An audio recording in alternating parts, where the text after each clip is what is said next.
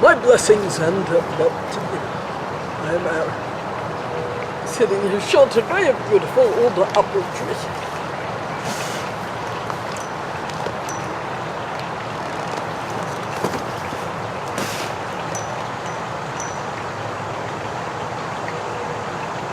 Everything arises from conditions. Barbara and Hal planted this tree over 40 years ago. A little sprig of wood. And here it is, giving shade on a hot day. Later in the season, apples.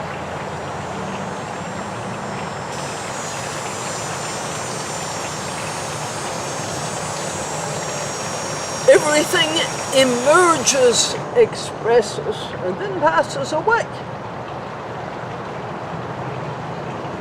Someday in the future, this tree will no longer exist. Someday in the future, you will no longer exist as you are now.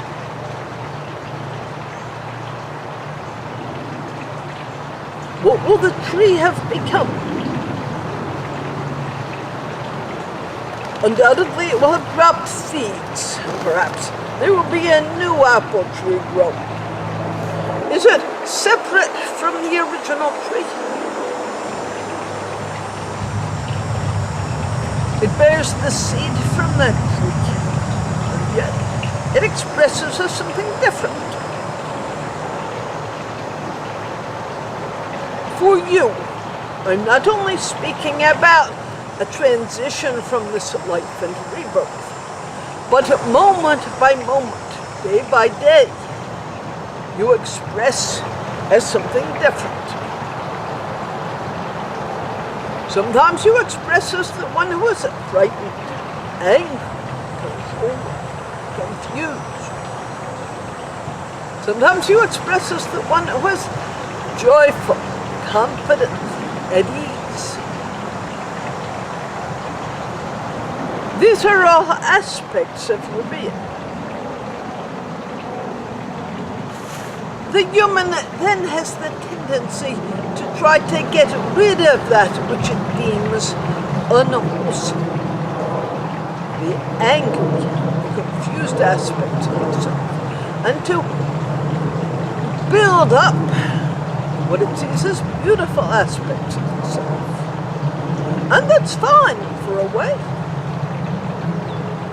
But after a while, be it years or lifetimes, you do come to understand that you cannot get rid of anything or create anything. That you must go into the core of your being and begin to know who and what you originally were and still are. Zen Buddhism sometimes calls it knowing your true face, knowing your true essence. Last month I spoke of the Dharma path, based on the Buddha's idea of sila, moral awareness, panya, wisdom, and samadhi, presence. These are a beautiful path and will lead you to awakening. But some of you have been walking this path for over 2,000 years. And there is still a somebody there trying to fix or get rid of or to create. The teachings do support this idea. Abandon the unwholesome. If it were not possible, I would not ask you to do it. If such abandonment created harm, I would not ask you to abandon it. But as it creates happiness, I ask you, abandon the unwholesome. The scripture goes on to say, cultivate the wholesome. If it were not possible, I would not ask you to do it. If if such cultivation created suffering, I would not ask you to cultivate. But as it creates happiness and good for all beings, cultivate the wholesome. This is a beautiful teaching, but if you've been abandoning the unwholesome and cultivating the unwholesome, abandoning the unwholesome, my words are wrong. If you have been abandoning the unwholesome and cultivating the wholesome for 1,000 or 2,000 years, and you're still doing it, something is a bit off balance. Perhaps there is too much of an idea of a central self who must abandon and cultivate. We cannot get rid of that self. That's just more abandon. We cannot create the true self. That's just more doing. Rather, we begin to use our practice, all of it, the sila, the panya, and the samadhi, all together, to rest more firmly in Ajahn Chah, beloved Thai meditation master, called it the one who knows. In the Thai language, Pu Nu. To rest fully in the one who knows. First, you must acquaint yourself with the one who knows. And so many of you are reluctant to do that for various reasons. Perhaps afraid of failure. But I think, for the most part, it's because to open fully to the one who knows means you must release identification with the ego self. You are ready to do that, or you would not be listening to this talk. But again, I don't want to suggest to do it. Release identification. That's just more of abandon. Walking through the various identifications you have, the ego has, and through meditation, opening it to the fullness of what you are. I have called you angels in Earthsuits. Sometime this fall, I don't know the date, I will be giving an Angels in Earthsuits workshop, both live and online. And we'll go deeper into this idea, and into the experience of being the angel in the Earthsuit. For now, I just want to remind you, you are not here as humans that occasionally have a spiritual experience, but a spirit having a human experience. This line has been tossed around often the past decade or two. I believe I first said this 30 years ago. You are spirit having a human experience. And you are here to understand the importance of this human experience and to use it. Not only for the highest good of yourself, releasing and balancing old karma. Not only for the highest good of all sentient beings, but literally to bring this whole earth that you live on into a transition, into a higher vibrational planet, to come to know yourselves as this high vibrational being. That is the essence of who and what you are.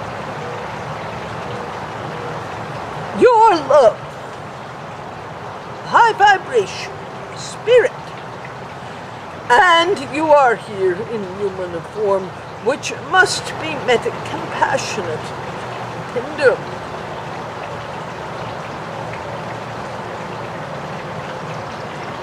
Are you ready to let go of the myriad stories? Or me? Why did this happen to me? I'm not good enough. I should have done it better. They shouldn't blame me. I should, they should. I want, I don't want. But whereas all of that thinking, what is all of that thinking attained for? Anything? The harder you try to push away the human in which you have expressed, to deny it in some way, the less you can ground yourself in the angel. Let me sound odd. But only by opening it to the fullness of your being can you truly come face to face with this one who knows, and to learn to rest in the experience of the one who knows. Emotions will still arise: grief, confusion, anger, denial, grasp. They will still arise. You're still here in a human body. If you step on a nail, your foot is going to bleed. You're here in a human body. But as I see it, the vital focus of this lifetime is to come to know yourself and all beings as a part of each other, and as expression of the one who knows. Let's call it the one who knows in capital letters and the one who knows in small letters. But where do they merge? At a certain point, you stop being the small letter one who knows and simply are the one who knows.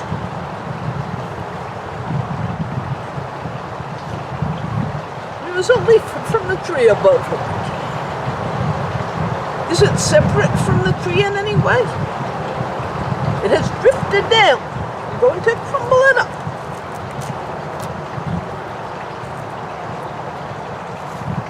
And it grind it into the dirt. It will decay there. Its energy will seep into the earth, feed the roots of this tree. Is it separate from the tree?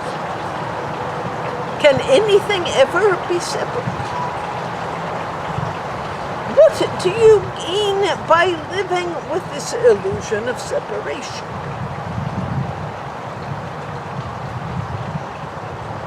So you are angels in Earthsuits, each come into the incarnation to truly know this angel aspect of yourself,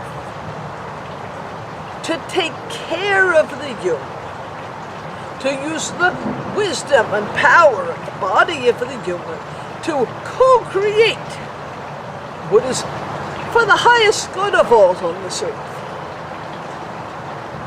without fear of the enormity of the power.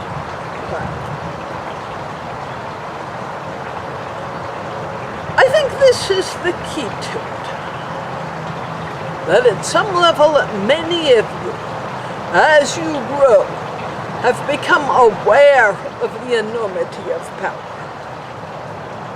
But you have not yet fully resolved the ego and the negative emotions. So there is fear. If you own this power, you could do harm because you know you have not resolved the negative emotions.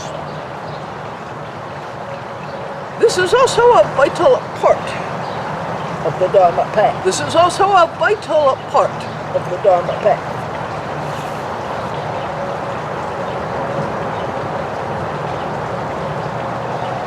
In order to fully resolve the negative emotions, we must be willing to acknowledge. We cannot transcend what we do not accept.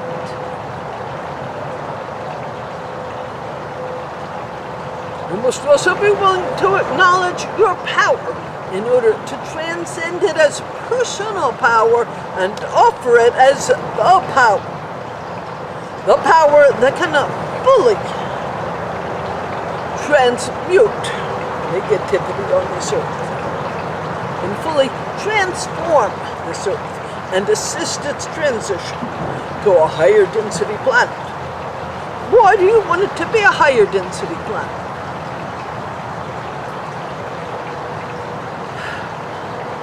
Each of you has been in situations where there was a lot of negativity and fear, a lot of darkness. Was it pleasant? Each of you have been in situations where there was a lot of love, laughter, joy, high vibration, ease, and yes, it was pleasant. The more you open into that high vibrational space, the more you can support that for yourself and others. Last month, you had a glimpse of Barbara's small, very small garden here. You saw the high energy of the plants, so surrounded with love. Some of you may have read the book of Findhorn, read about the Findhorn experiment, in which plants were nurtured with love and grew beautiful. Well, this is Barbara's own small Findhorn. All of you have the opportunity to truly create a Garden of Eden here on Earth. And I'm not just talking about flowers, trees, and vegetables.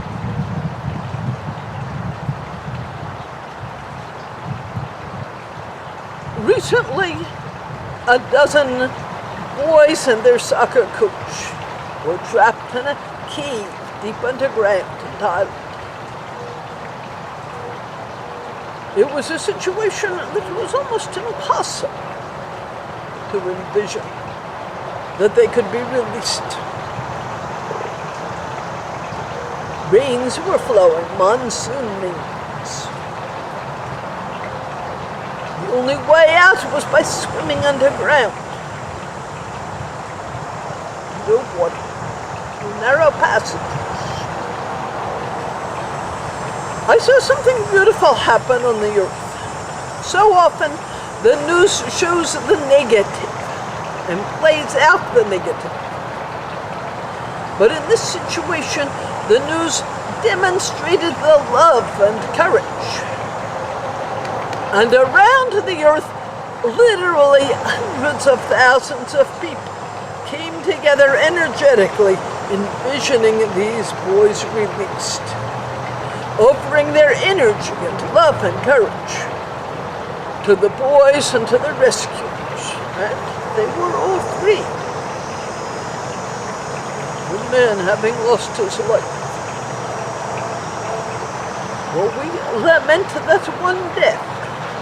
It's quite amazing what this whole world was able to do because they came together with a love. If there had been several 100,000 people saying it can't be done, they're as good as dead, they would never have gotten it. Your energy carried them through. You have some very unpleasant situations on the earth. Places of terrorism, places where harm is being done. Are you ready to move into knowing yourself as the one who knows? And claiming your power so that all together you can transmit love around the whole earth, can transform the earth, bring it into the higher vibration that is your birthright. This earth is the Eden that you were promised. But it's up to you personally to co-create that Eden, starting from within the self.